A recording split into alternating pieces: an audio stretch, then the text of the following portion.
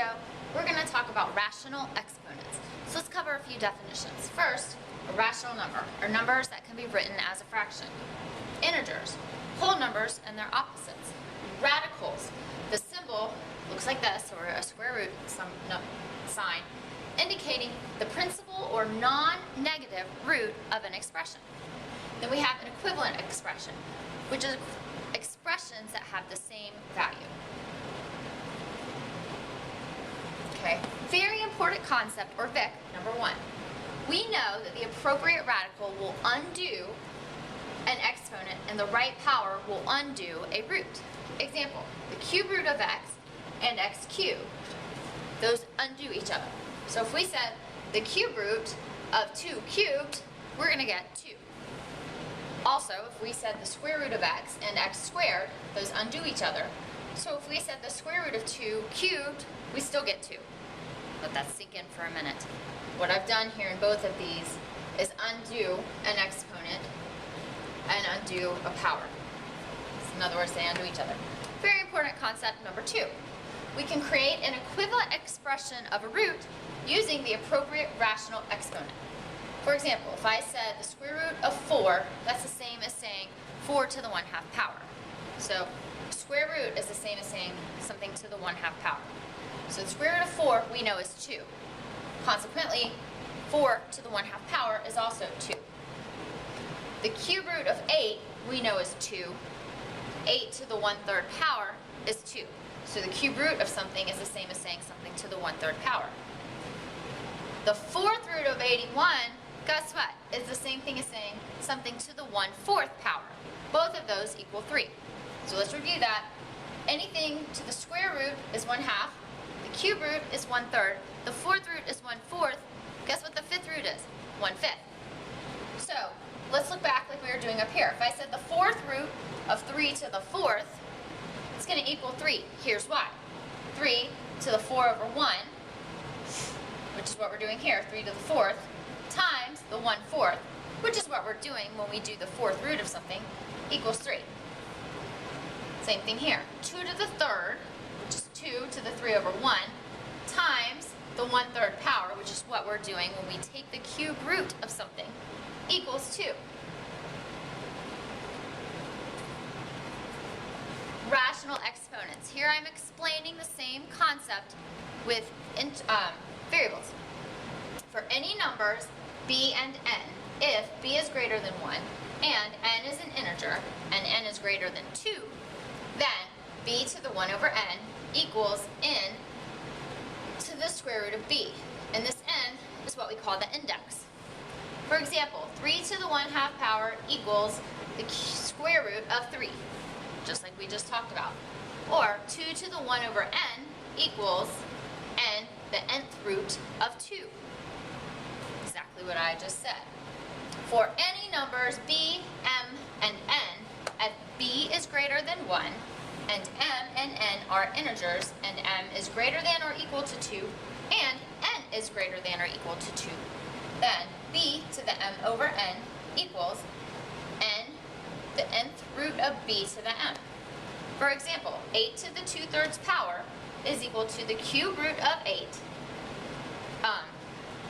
the cube root of 8 squared. Notice that the denominator of this fraction is your index. It's the one on the outside of your radical sign. And the numerator of this fraction is the one under here as your power, or your exponent. How do we know? Let's look at this. I've already explained this once. Look at it again. Write it down again.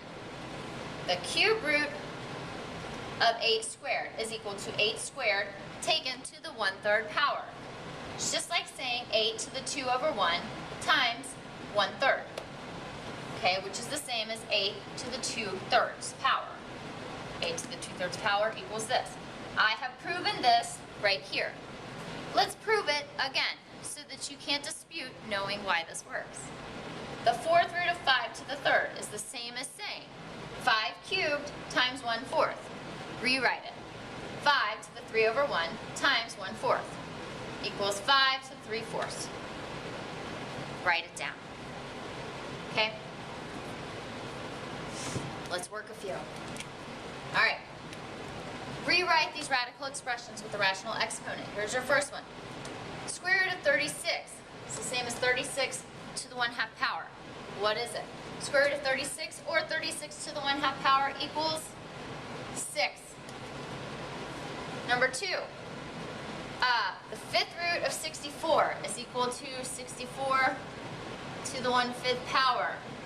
What is it? I believe it's 2. 2 times 2 is 4, times 2 is 8, times 2 is 16, times 2 is 32. I was wrong, so it must be 4. 4 times 4. I don't know, we're going to leave it like that because off the top of my head, it's not coming to me. The cube root of 27 is the same as saying 27 to the 1/3 power. What is that one?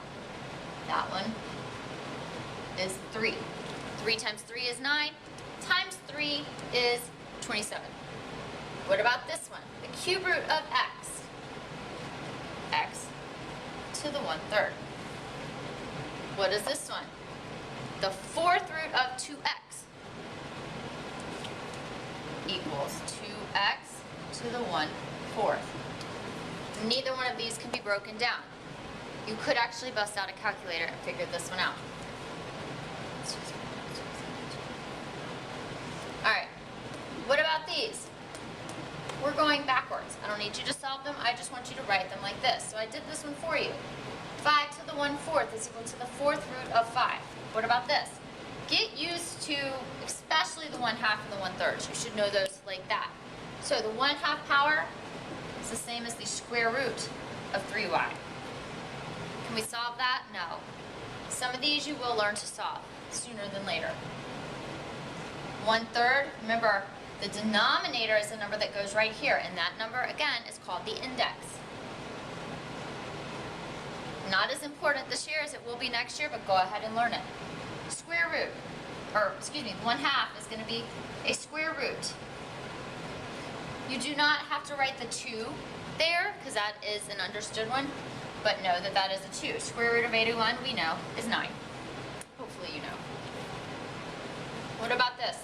Cube root of 3 times 8. We can write that. And this is actually, this 1/3 only applies to the 8. So we would still leave our 3 out here. This is the cube root of 8 times 3. Well, the cube root of 8 is going to be 2.